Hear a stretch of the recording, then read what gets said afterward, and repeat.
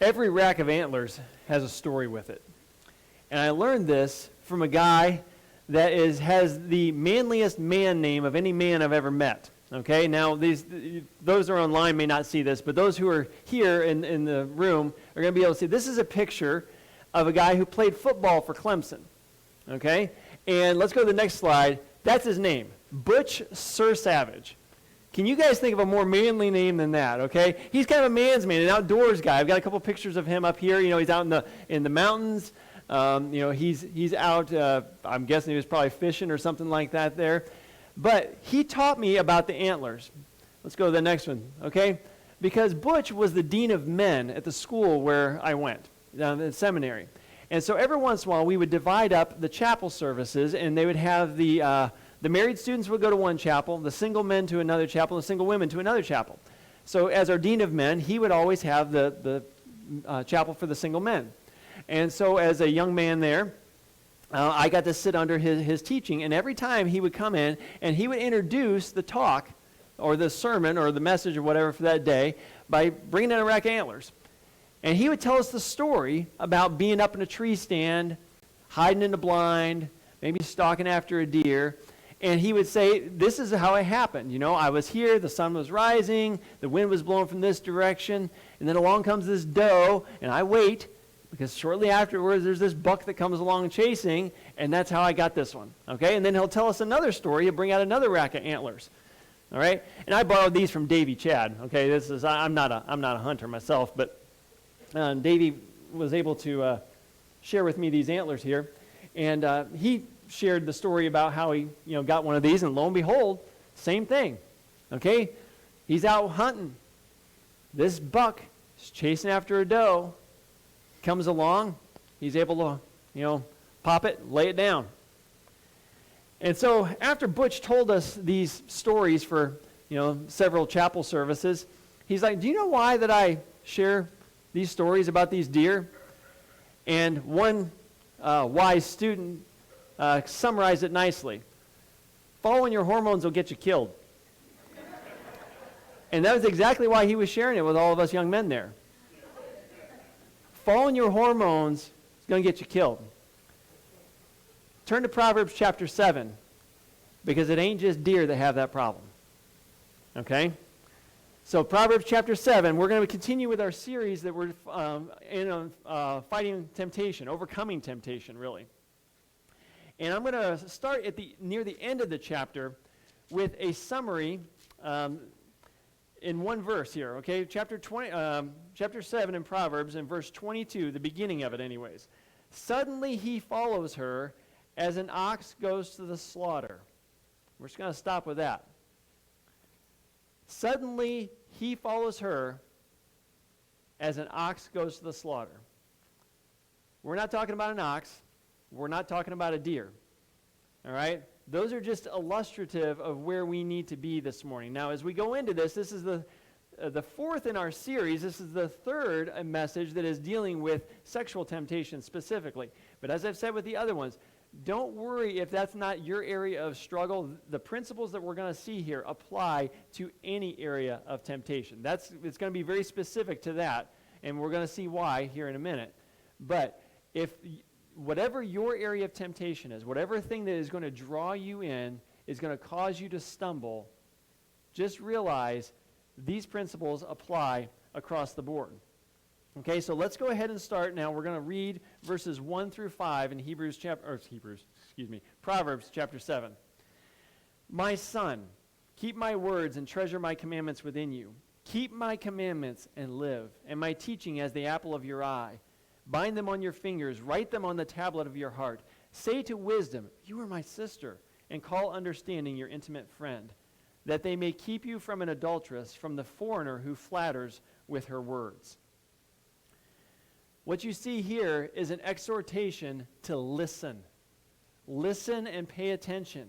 And if you look at specifically at those first few verses there, it says listen, but it also says value what you hear.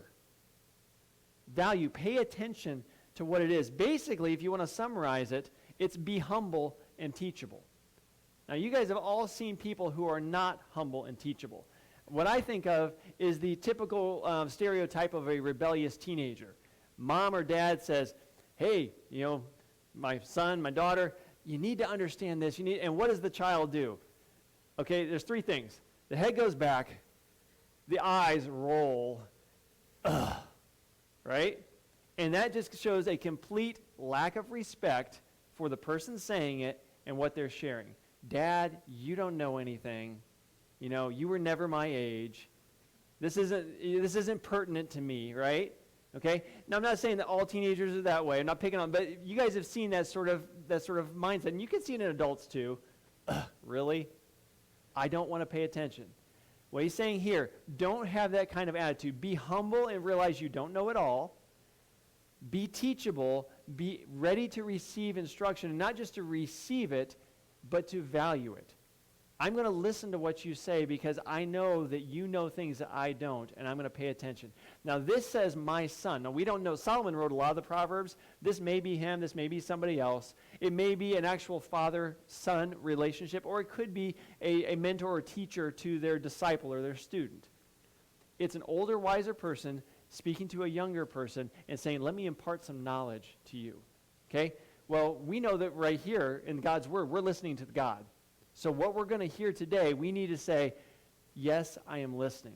Don't roll your eyes. Don't give that exasperated sigh. God, I'm humble. I'm teachable. I want you to instruct me here, and I'm going to obey. Because this person has seen it before, and the best way to learn is to learn from mistakes. But the best way to learn mistakes is to learn from other people's and not your own. So what we're going to do is we're going to learn from the mistakes of somebody here who makes a series of mistakes. And let's start by reading verses 6 through 12. For at the window of my house, this is the older person speaking to the younger guy. For at the window of my house I looked out through the lattice, and I saw among the naive and discerned among the youths a young man lacking sense, passing through the street near her corner, and he takes the way to her house. In the twilight, in the evening, in the middle of the night, and in the darkness. And behold, a woman comes to meet him, dressed as a harlot and cunning of heart. She is boisterous and rebellious. Her feet do not stay at home. We'll pause right there. Now, we're going to look at the series of mistakes, and then we've seen the first few of them here in these verses. Okay, the first is he has an unguarded heart. It says he is naive, simple. It actually literally says lacking heart. Okay? He does not have a heart that is trained towards maturity. I'm going to flip back and read from Proverbs 4:23. It says, watch over your heart with all diligence, for from it flow the springs of life. Daryl had a really good report back on his heart scan. If we do a heart scan, what's the condition of your heart? And I'm not talking your physical one, your heart before the Lord. What is the condition? This guy was lacking heart. He had an unguarded heart. If he had a moral compass, it wasn't necessarily oriented to true north, or he wasn't paying attention to the compass, because he makes some really bad decisions. We need to have a sense of right and wrong that is oriented to objective standards. Now, if you've ever used a compass, okay, you know that you can move that compass around and it's going to continue to point towards north unless you get it close to another magnetic field. I've told this story before, but there was a time when I was driving my car, and this is long before GPS on your phones and all that, okay? And I had a compass there to help me out because I was a little bit kind of disoriented. And so I was following, I was like, oh, okay, I'm going north. And so I was like, okay, well, it's time for me to make a turn. I turned, and then I was still going north. Apparently, there was something magnetic, the car's battery or something else, that compass was orienting to. You've got to orient your compass to something bigger and farther away from yourself. If you orient it to just you or to the people around you, it is going to mislead you. You have to be oriented to true north, which, of course, is God and the standards that he has set forth in his word. Now, how is it that you guard your heart? I'm going to turn back to Hebrews, something that we spent some time on a few months ago. But in Hebrews chapter 5, I'm going to read you verses 11 through 14.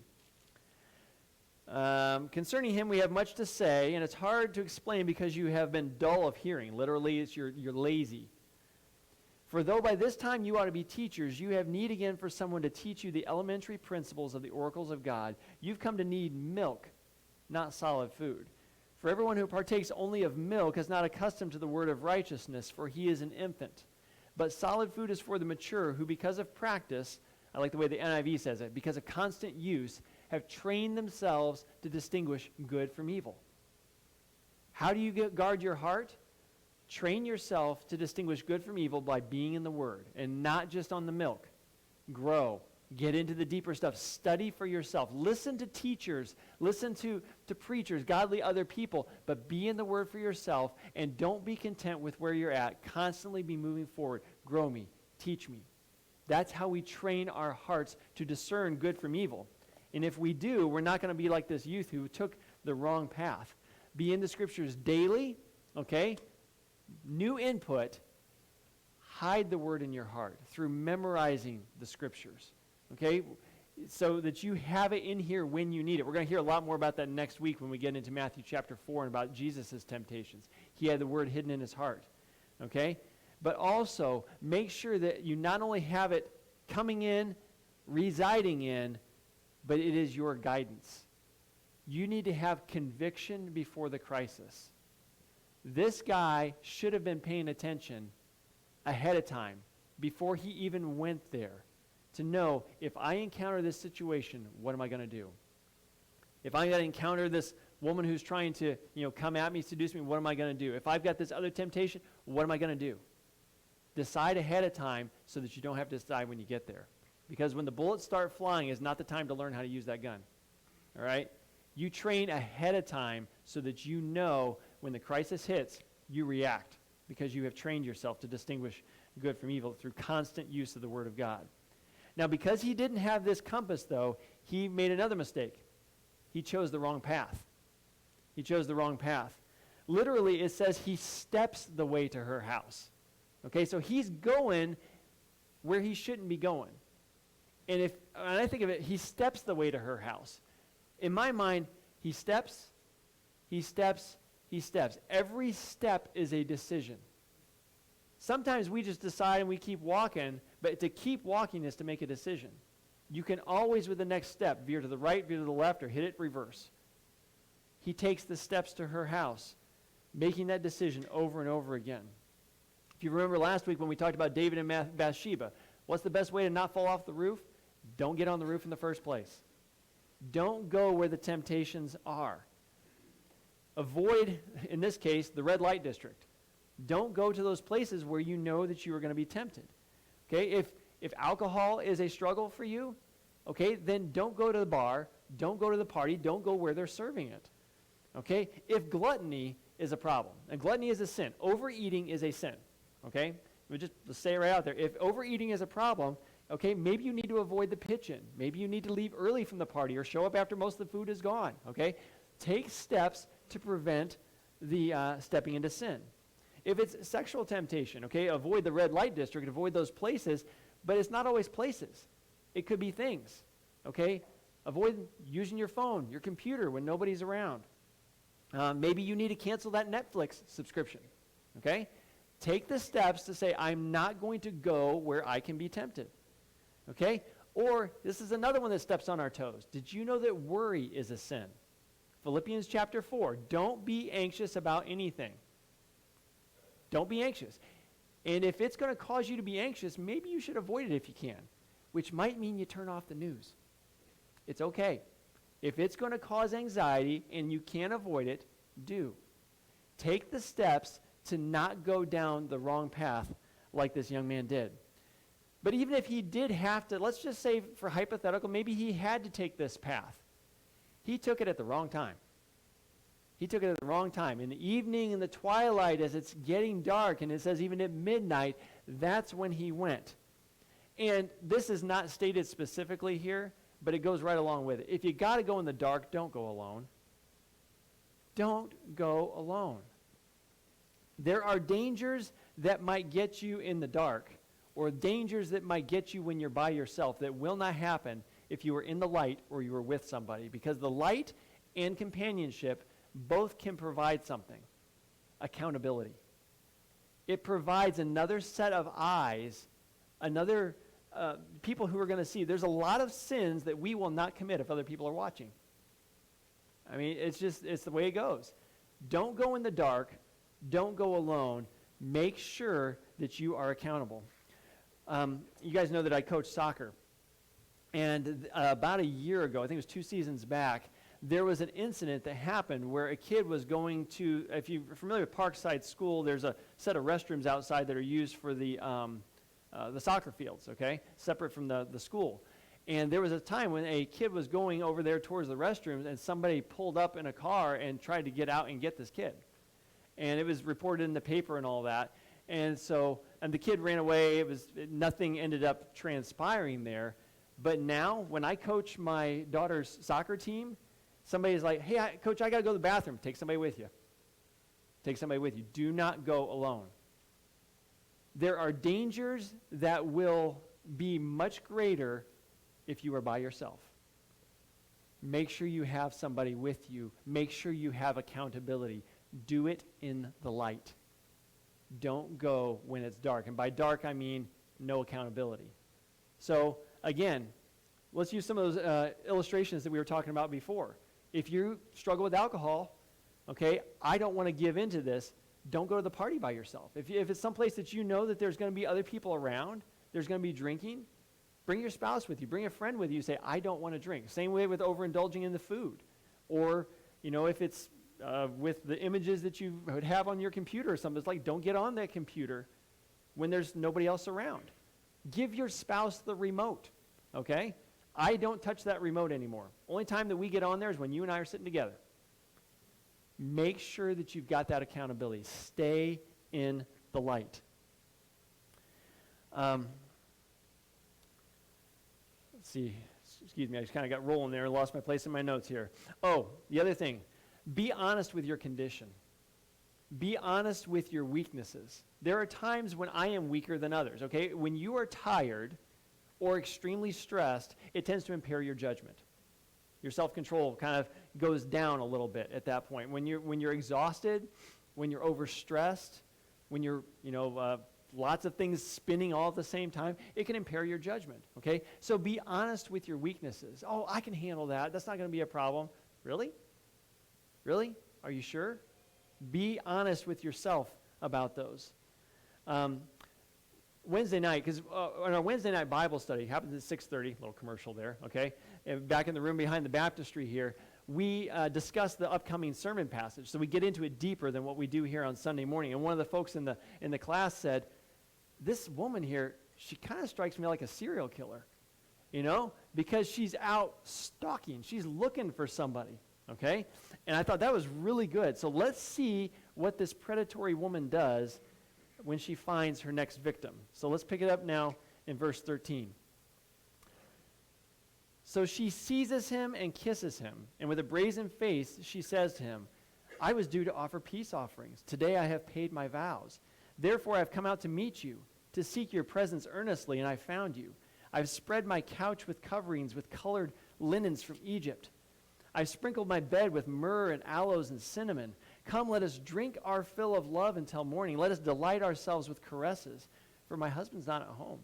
He's gone on a long journey. He's taken a bag of money with him. At the full moon, he will come home. With her many persuasions, she entices him. With her flattering lips, she seduces him. Kind of a steamy passage here, But when you look at it, okay, what's going on here?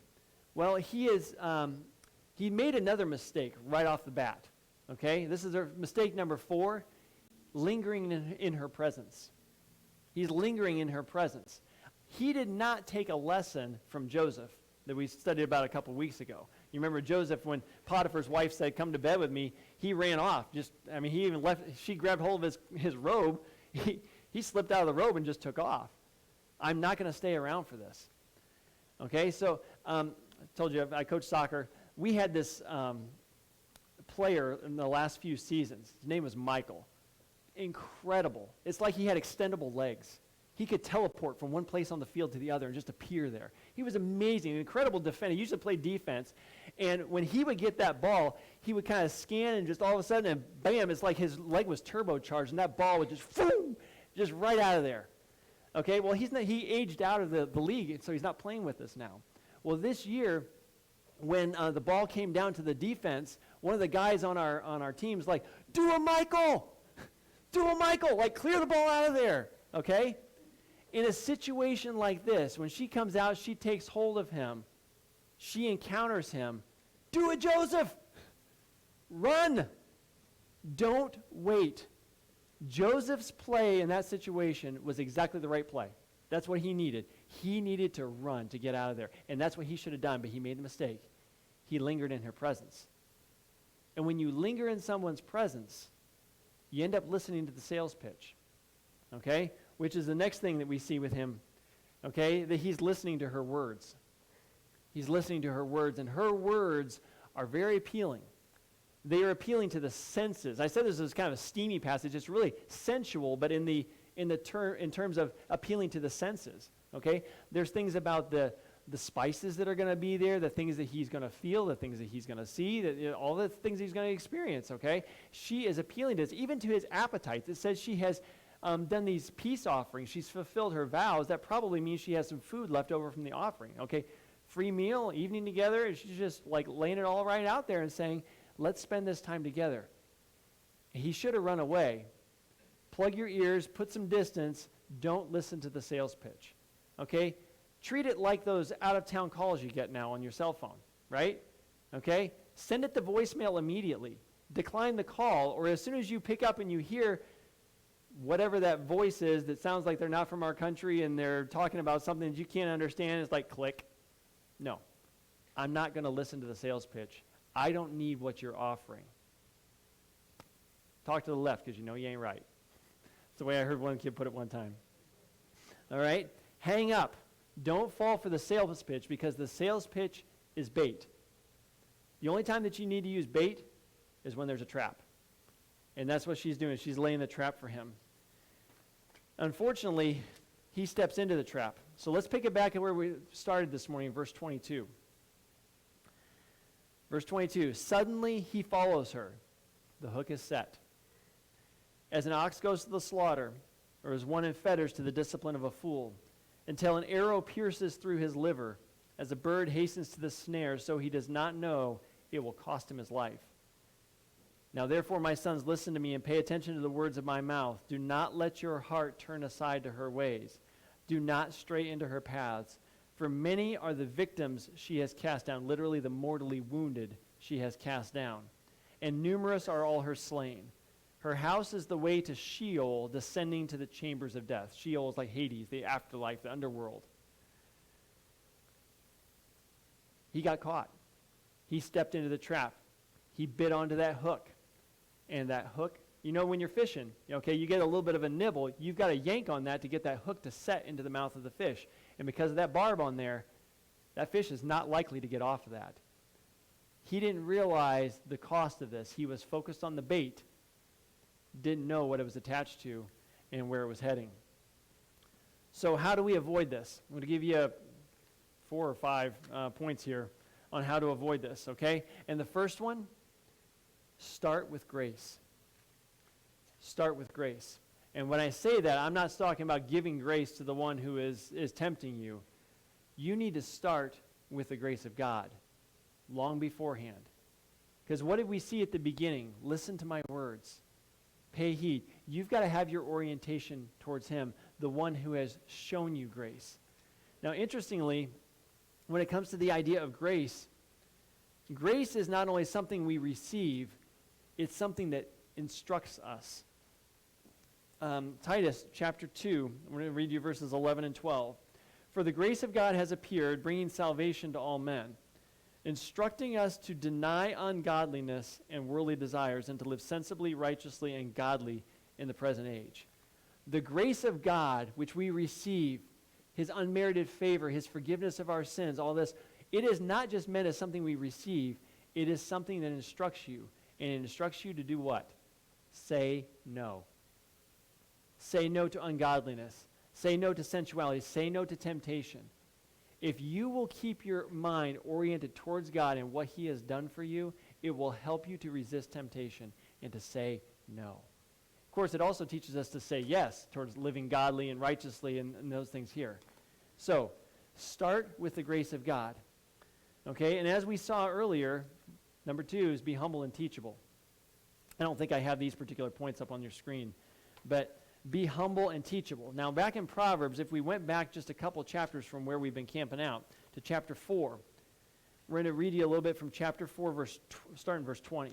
My son, give attention to my words. Incline your ear to my sayings. Do not let them depart from your sight. Keep them in the midst of your heart, for they are life to those who find them and health to the body. Watch, we'll stop with that. Okay, again, be humble, be teachable. Be open to receive instruction from the Lord, also from brothers and sisters in Christ. There will be times that I will be blind to my own temptations, my own weaknesses, and I need a brother or sister in the Lord to come alongside and say, hey, Adam, I see you stepping into a trap. I see you heading down a wrong path here. Come back, brother. Don't keep walking that way. We need each other to do that. And that takes courage. It takes humility for us to receive it, but it also takes courage on the part of the one coming. Have the courage to let your love be expressed through your words and grab hold of somebody and say, please, stop. Look where you're going. Be humble and teachable and ready to receive that. Now in chapter 4, though, I'm going to read you verse 23, which we read earlier. This is our third kind of takeaway, is to guard your heart. Verse 23. Okay?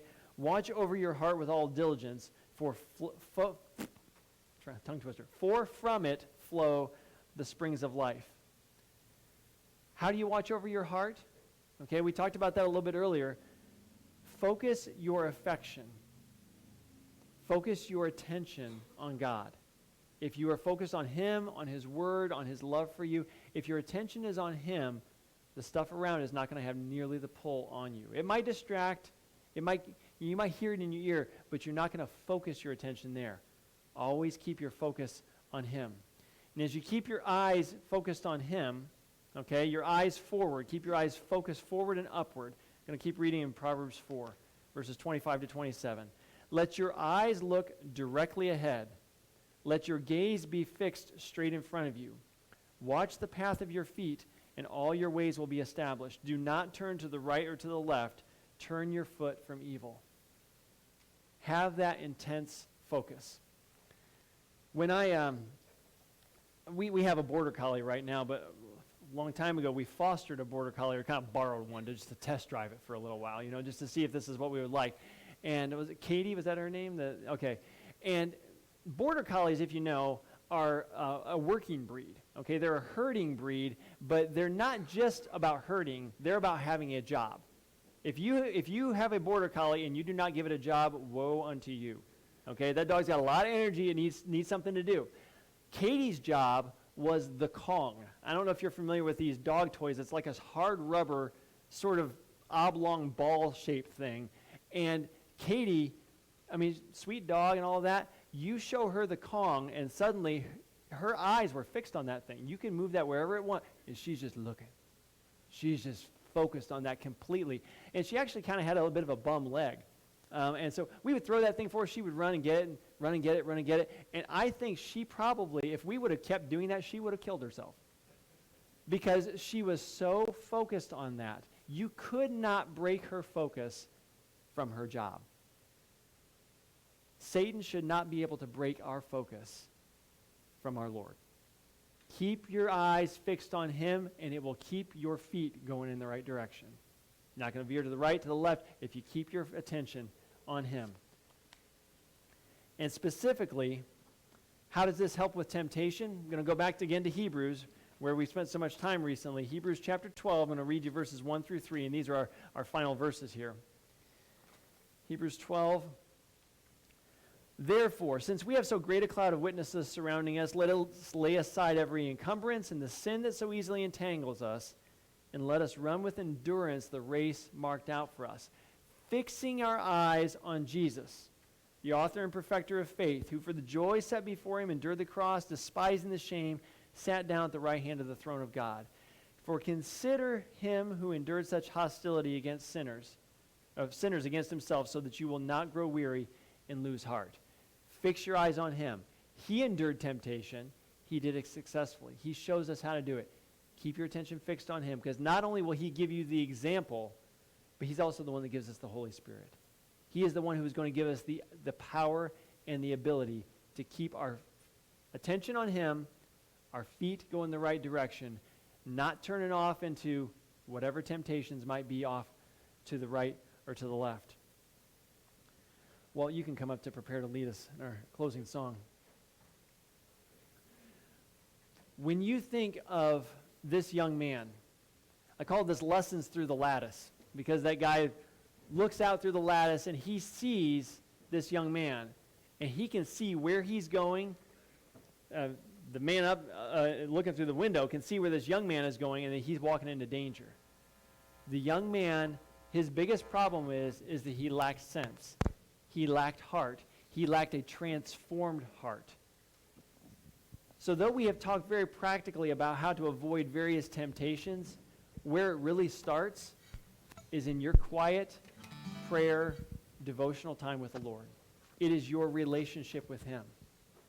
Your relationship with him, your love for him, is what is going to keep you from straying off. You could put whatever temptation you want in there. It's because you love him that you're not going to do it. It's because of he loves you and he's giving you the power to overcome it. So what do we need to do? Best way to avoid temptation? Be in passionate, loving relationship with the Lord.